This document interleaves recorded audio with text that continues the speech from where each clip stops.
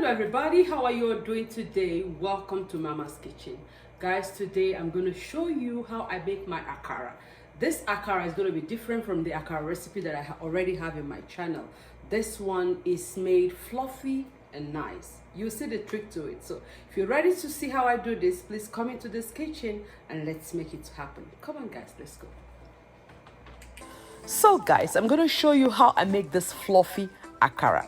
In that blender, I have my beans that I soaked overnight with pepper and onions. Guys, I always soak my beans because I want to be able to blend the beans without needing any water. Because we're making akara, not moi moi, so we don't need water in it at all. So you blend the beans with pepper and onions. That's it, no tomatoes. And right after that, you pour it in a clean bowl, just like as you see here, and then you season with salt and Maggi cube or any seasoning of your choice. But be careful, don't over season. If you do that, your akara is going to come out very salty and you will not like that. So after mixing with your stick, you're going to start mixing with a hand mixer. Guys, I do this because I want my akara to come out fluffy and nice. So the hand mixing part is the most important part of this recipe. Make sure you mix it with a hand mixer.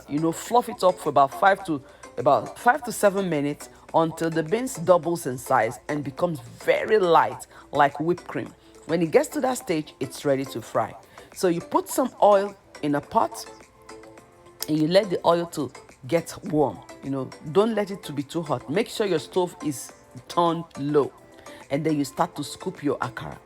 Guys, did you notice that the akara is actually floating on the oil?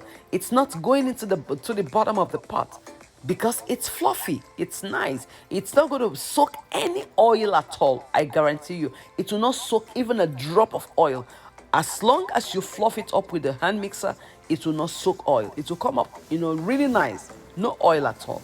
And like I said before, make sure your heat is turned very, very low. That way the akara will be able to fry, cook on the outside and also cook in the inside.